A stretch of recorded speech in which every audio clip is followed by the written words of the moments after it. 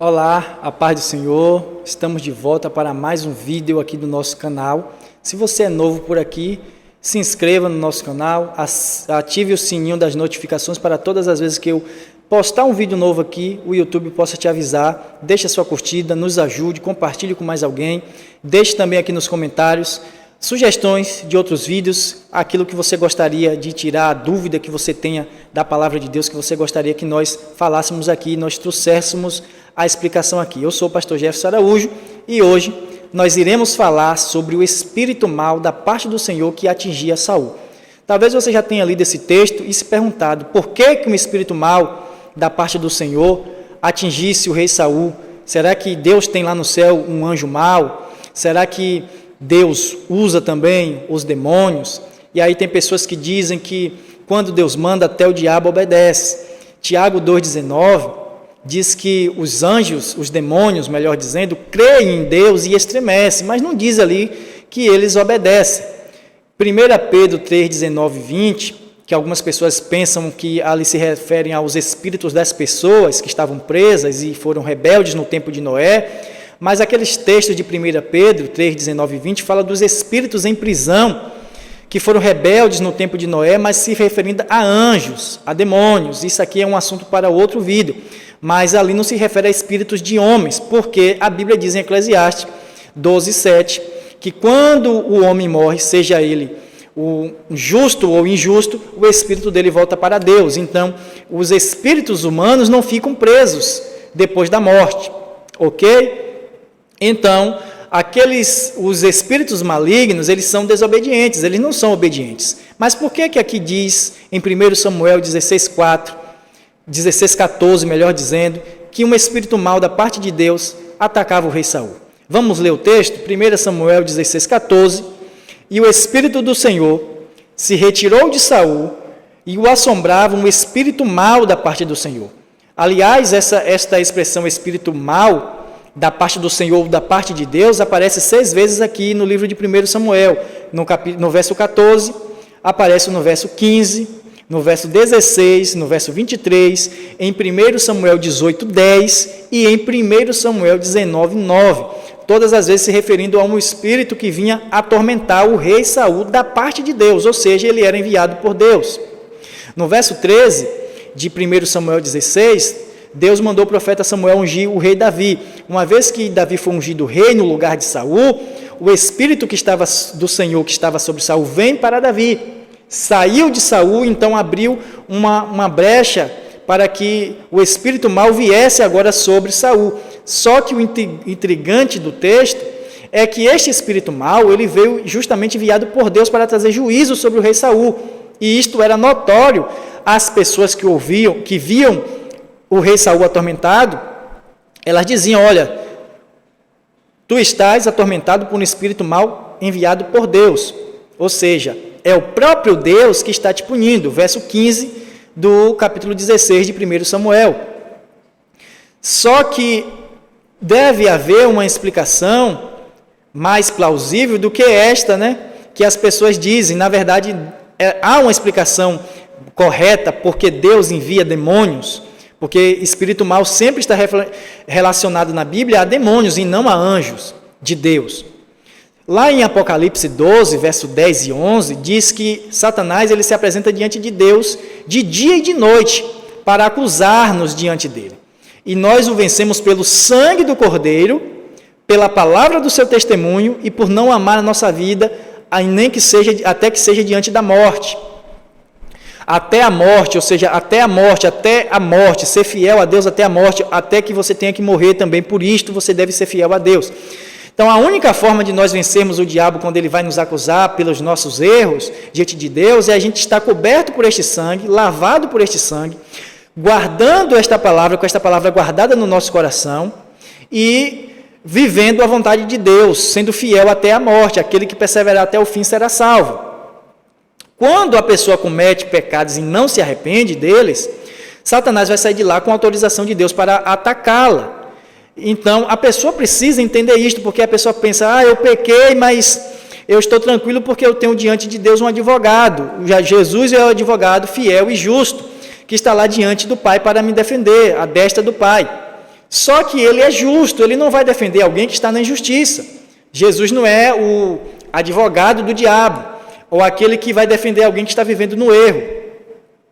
Então você precisa entender que antes de João falar que nós temos um advogado, caso nós pecarmos, nós temos um advogado para nos defender junto do Pai, à destra dele, ele falou em 1 João 1,7, se andarmos na luz, como ele na luz está, temos comunhão uns com os outros, e o sangue de Jesus nos purifica de todo o pecado.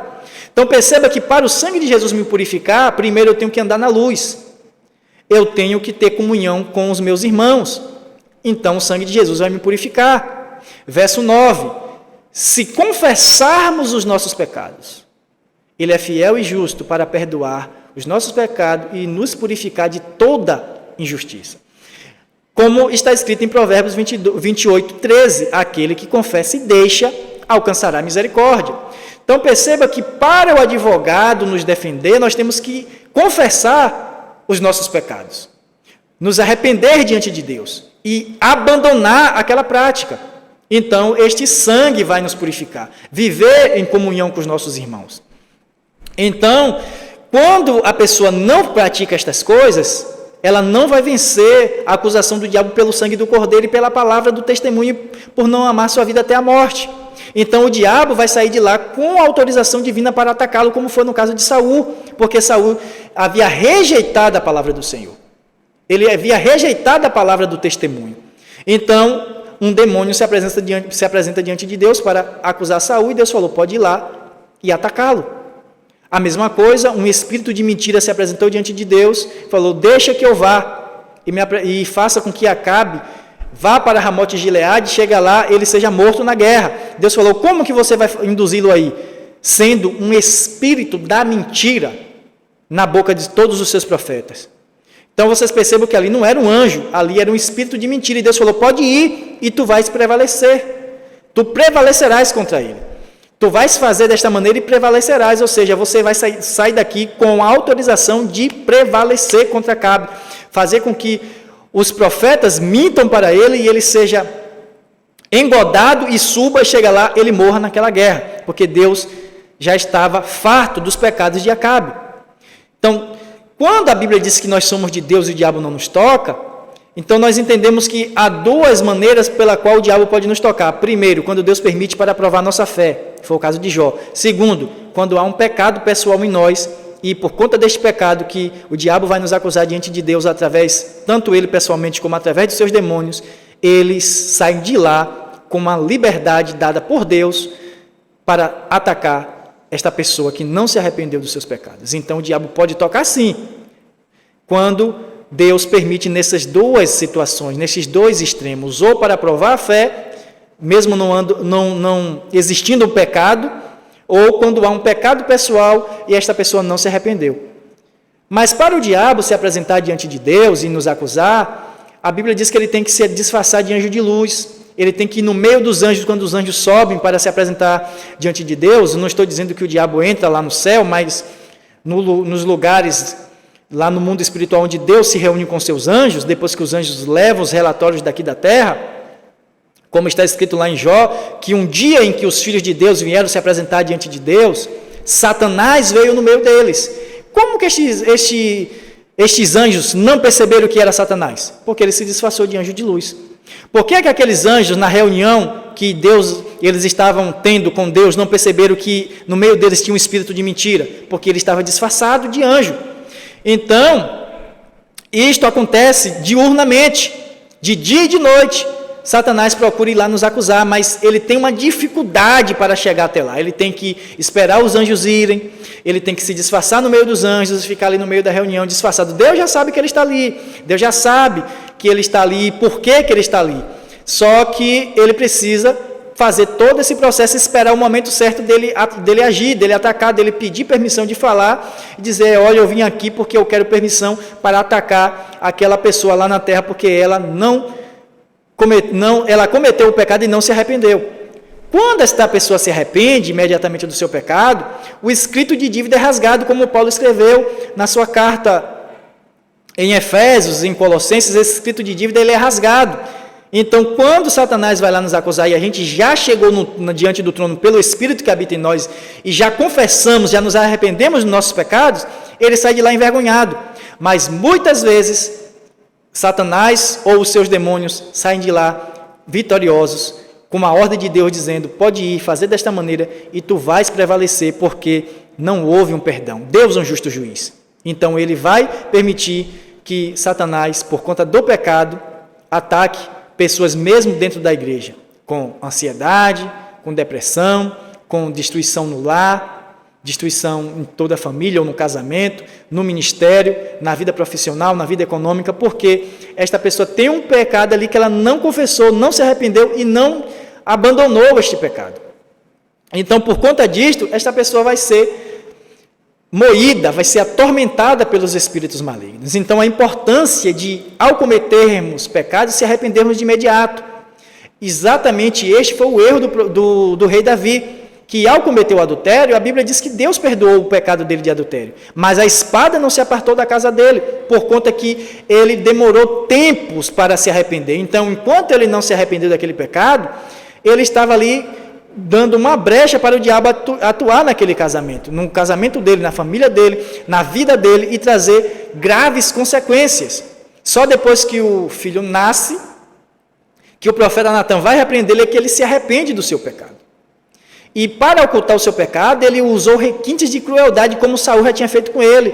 Saul dizia, vou matá-lo através dos filisteus. Ele matou Urias através dos inimigos que estavam lutando. Mandou Joabe colocá-lo na frente de guerra, da batalha, na linha de frente, e o mandado de morte de Urias foi levado pelo próprio Urias, para vocês perceberem como Urias era fiel a Davi, que mesmo desconfiado de toda aquela situação do rei mandá-lo trazer da batalha, mandá-lo deitar-se com sua esposa, mesmo assim ele não abriu a carta, ele não leu o que a carta dizia, e ele morreu por conta disso, para Davi ocultar o seu pecado. Então, quando o profeta Natan repreende-o, ele se arrepende e compôs o que eu considero o mais lindo dos Salmos, o Salmo 51, onde ele diz, Senhor, tenha misericórdia de mim. Mas diferente de Saul, que quando pecou, o Senhor o rejeitou, ele não se arrependeu genuinamente, porque ele não abandonou as suas práticas, ele só queria que Samuel voltasse e o honrasse diante dos anciãos, ou seja, mostrasse diante das pessoas que estava tudo bem com o reinado dele. Eu não me importo com o reinado, eu não me importo com a coroa, com a posição diante dos homens.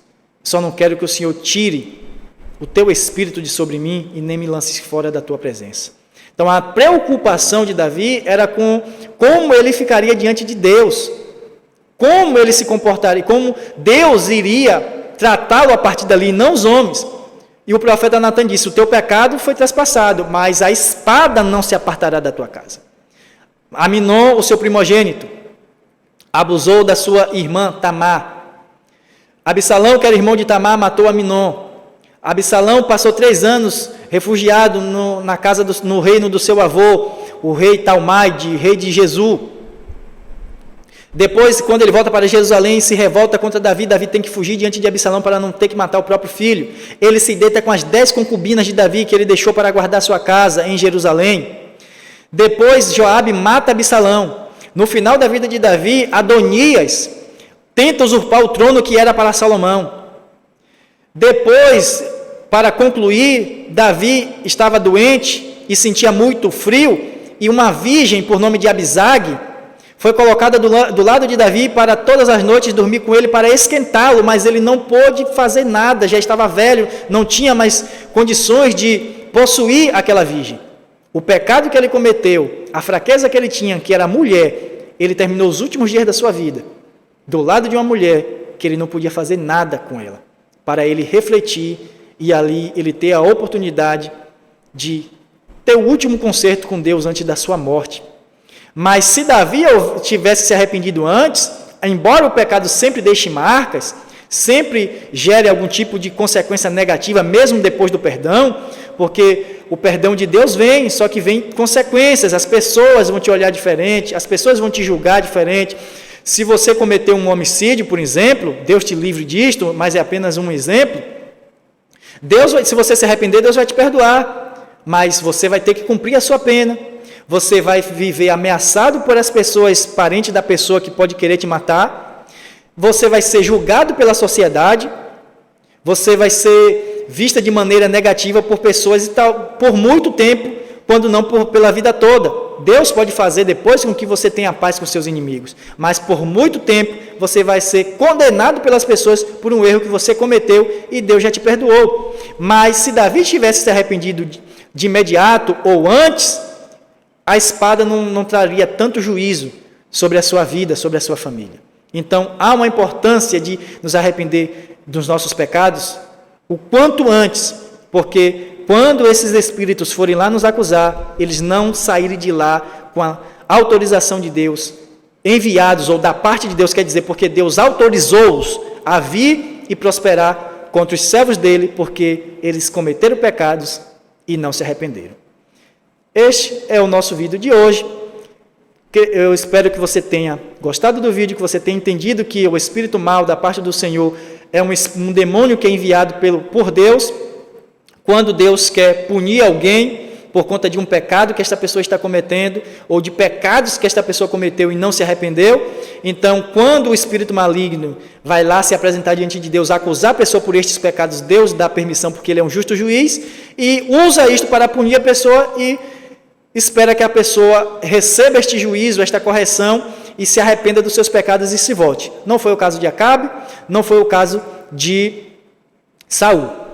Ok? E não é o caso de muitas pessoas que, mesmo recebendo os juízos de Deus, preferem continuar no erro e morrerem sem a garantia da sua salvação. Mas se você quiser entender mais sobre a palavra de Deus, eu vou deixar o link aqui no comentário fixado do site onde você pode se inscrever no curso de hermenêutica bíblica, que você vai aprender os segredos, os códigos para você interpretar corretamente as Escrituras Sagradas, para que você possa ler a Bíblia de uma maneira diferente, com a luneta do Espírito Santo e entender o que o texto, de fato, está falando. Temos também curso de oratória para você que quer pregar melhor, expressar melhor a sua fé, curso de batalhas espirituais, temos livros, temos apostilas em PDF, você pode entrar lá no site, adquirir estes materiais teológicos, abençoar o nosso ministério, e também você pode fazer o curso básico, médio ou o bacharel em teologia. Eu vou também deixar aqui no comentário o link do meu WhatsApp, onde você pode entrar em contato diretamente comigo e tirar todas as dúvidas que você necessitar sobre todos os nossos cursos, sobre todos os nossos materiais. Que Deus te abençoe e até o próximo vídeo.